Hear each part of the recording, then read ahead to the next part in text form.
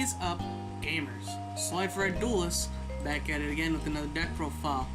As you can see, we're way back here in YuGiOh Pro, bringing you the third motherfucking version of Counter Fairies, because this is one of my favorite decks of all time. I love this deck, it's hilarious. And we got stuff like this, coming out eventually. They're bringing them here sooner than later. And it's been a while since the last update, and we wanna rebuild our success. So we're gonna get right on into this. First off, we played 2 copies of Sacred Arc Air Knight Parshath. So I'm going to assume you've seen our other Counter Fairies. I'm going to assume you know what most of these cards do. But basically, if you negate something, if he's in your graveyard, you banish 2 fairies from your hand, field, to graveyard, special summon it. If he's in your hand, you can do the same thing. Does piercing. When he does battle damage to your opponent, you add a Parshath card? You add a Parshath card or a counter trap from your deck to your hand. So any of these, this. Can't search this because it's not a Parshath card, but you know, still just a really all-around great card. You can use it to pay costs for stuff like Ultimate Providence later down the road if you don't got this bitch out there. Just 2 is fine. I used to play. I could see you taking it down to 1. I used to play this at 2 and 3 because I used to play Desires, but now that I don't have to play Desires because of certain other cards, I get to, you know, mess around a little bit and do what I love with this deck. 1 copy of Zeradius, so discard, search Sanctuary in the Sky, pretty standard stuff. 1 copy of Power Angel Valkyria, so if you negate the activation of a spell, trap card, or monster effect, you add 1 light fairy monster from your deck to your hand, once per turn. So you can, if you really fucking wanted to, you can search Honest, which I think is just a hilarious thing. I don't play Honest anymore. I used to. I played him at 1. That shit was hilarious. 3 copies of Guiding Ariadne. So if Ariadne is destroyed by battle or card effect, you reveal 3 counter traps, and your opponent chooses 1 for you to add to your hand, and you shuffle the rest back into your deck. And then while it's in Pendulum Scale, you do not pay life points to activate counter trap effects, and you do not discard to activate counter trap effects. So that makes all of these free, with the sole exception of Rebirth or Parshath, in which its cost just becomes revealing a counter trap in your hand.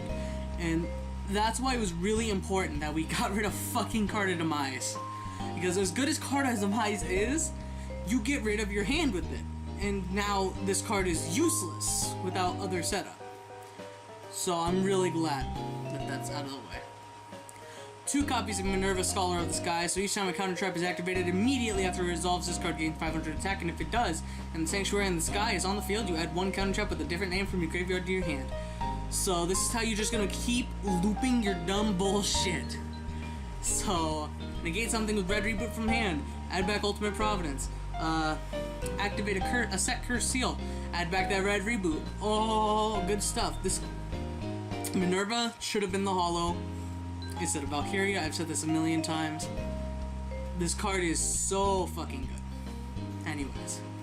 3 Bountiful Artemis, so each time a counter trap is activated, immediately after it resolves, draw 1 card. So this is going to be your main draw power engine of the deck, and it can clash with Indulgence, but I don't really see it happening too much. You don't really have too many plays that are going to be stopped during your turn, so there's not a lot of stuff that you would really want to negate during your turn unless your opponent manages to board wipe your ass, in which case just take the L, bro, you're playing Counter Fairies. But that is like the only inconsistent part of this, is that these can counteract each other, but Artifice is still just such a good card to max out on. It's kind of necessary.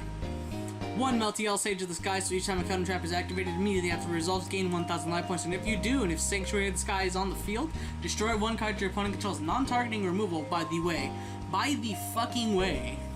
Just popping something after negating something and gaining 1,000 life points. Meltiel, very, very good card, but as a 1-of, it's fine. 1 copy of Buried Statue of Heaven's lock out everybody from anything but lights. And the last monster we play is 2 copies of Condemned Witch, so she's a little bit of a newer one. So, fucking helicopters right over where I live. So when it's normal summoned, you add 1 Forbidden Quick Play spell from your deck to your hand, and during your opponent's main phase, quick effect, you contribute this card, special summon 1 level 4 fairy monster from your deck except Condemned Witch, and you can only do each effect once per turn. So this is basically going to be your other big play starter. So if you have a lot of shit in your hand that you can't really do much with, but you're feeling a little spicy, just summon your Condemned Witch, set 4, pass, and then as soon as your opponent tries to do something, Condemned Witch out into like a Bountiful Artemis or a Meltiel, whatever the situation calls for. You can even bring out Barrier Statue if you really fucking feel like it, because it's fucking hilarious. And it disposes of itself as such. It is a fairy, so you can banish it for Parshath, since it is not a light, you're not going to get a lot of use out of it like that. But it also isn't a Ties of the Brethren target, which is iffy. Ties is an iffier card now, but I still feel it is very, very necessary to play. But that's it for the monsters. As we just said, Ties of the Brethren, so pay 2,000 life points, target a level 4 lower monster you control. For the rest of the turn, at this card results, you cannot special summon monsters, also special summon 2 monsters from your deck with the same type, attribute, and level as that monster, but with different names from each other and that monster. And you cannot conduct your battle phase as soon as you activate this card. So target one of these guys, special summon these guys. There you go. Good turn 1 plays. Broken stuff. I still feel like Ties is such a good card that there's no reason not to play it. But I can definitely see the call for cutting it down to at least 2 if you really had to. Especially with playing stuff like Duality. But I digress. 3 copies of Pot of Extravagance, so... Here we go, guys. Budget, right? Max rarity, counter fairy deck. You're gonna lose in style. So at the start of your main phase 1, banish 3 or 6 random face down cards from your extra deck, face down. Draw 1 card for every 3 cards banished. For the rest of the turn after this card resolves, you cannot draw any cards by card effects. So that's where the thing comes in, because now you are stopped from drawing with Artemis. Not that really matters. These 2 cards are going to be more than whatever you need. This deck does not need its extra deck whatsoever. It's amazing. Extravagance is such a good card in this deck. 3 copies of Pot of Duality, so excavate 3, choose 1, add it to your hand, put the rest back in your deck, cannot special summon for the rest of the turn. Duality's been a mainstay in the game for almost 10 years, a little over 10 years, I think. Whenever Duelist Revolution came out, Duality is still a very, very good card in this deck. So 2 copies of Sanctum of Parshath, so it becomes Sanctuary in the Sky while it is on the field or in the graveyard. Fairy monsters on the field gain 300 attack and defense, and set, spell, and trap cards cannot be targeted or destroyed by card effects. Once per turn, you can target a total of 3 fairy monsters and or counter traps with different names in your graveyard, place them on top of the deck in any order. So it allows you to stack your shit for expert drawing, allows you to get back all of your dumb meme bullshit that you used up. So like if you really wanted to put a Condemned Witch back on top of your deck, you're more than welcome to do so. Protects all your set back row. This card is amazing. The only thing that it does wrong is that it's a continuous spell and not a field spell. If this was a field spell, we wouldn't even play this. We would not play this, we would not play this, we would just play this. But it's not a field spell, it's a continuous spell, and you have to keep that in mind, because that effectively lowers you down to only 3 counter traps if you're playing the most optimum way. With 1 Ariadne, 1 this, and 3 counter traps. But you can also just continuously loop. And after the 3rd negation, if your opponent still goes off, I'm sorry, you lost. Whatever. Last spell we play is 1 Sanctuary in the Sky. Battle damage to the control of a fairy monster from a battle involving that monster becomes Zed. So you don't take damage, you know, Meltiel, you're gonna gain all the life points back.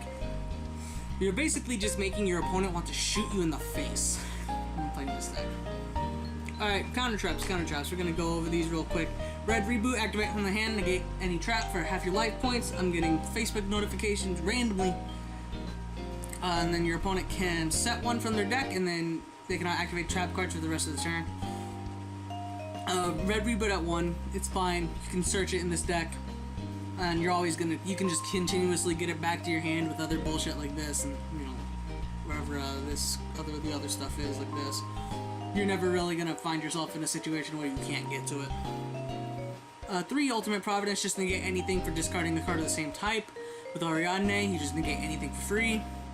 2 Rebirth of Parshath, so when a spell trap or monster effect is activated, reveal 1 counter trap in your hand, then discard 1 card and pay 1,000 life points. Ariadne, you just reveal that 1 counter trap. Negate the activation if you do shuffle that card into the deck. Then you can special summon 1 Parshath monster from your deck or extra deck. So you got these 2 guys too, and yes, there's just 2. This is not currently TCG legal. Hopefully this bitch will come out soon. I'm crying on the inside. 2 copies of Curse Seal, Forbidden Spell, destroy Sky Striker, engage, chain, fuck. Got him. Good card. 3 Divine Punishment, as long as Sanctuary is out, you negate a spell, trap, or monster effect. Broken, good stuff. And 1 Solemn Warning. I could see fitting in, I could see trying to fit in some strikes too. Maybe mess around with some stuff. Place 2 strikes instead of a warning. Strike is still hit or miss nowadays. I mean, the card is still insanely good. Like, all of the Solemns are just amazing, but it's whatever. You could also play just a regular Solemn Judgment as opposed to the Solemn Warning, but I digress. Onto the extra deck. So here's the spicy part. So we played 3 copies of Avenging Light Parshath so we can hopefully prevent all of them from being destroyed by Indulgence. So one more. You're never gonna summon this normally. It does piercing, and once per turn you can change an opponent's monster's battle position. Very cool guy though. 1 Tornado Dragon, 1 Exciton, 1 Boros Load, 1 Boros Sword. You're never gonna make them. 3 copies of Celestial Night Lord Parshath. So 2+ fairy monsters. Discard 1 card, add 1 Sanctuary in the Sky, or 1 card that specifically lists the card, the Sanctuary in the Sky, in its text from your deck to your hand. If Sanctuary on the field, you can add 1 fairy monster instead. If a face-up fairy monster you control is sent to the graveyard, you can banish 1 fairy monster from your graveyard, special summon 1 fairy monster with a higher level than the banished monster from your hand.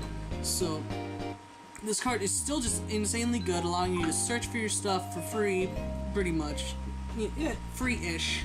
For not a lot. Special summoning cool shit.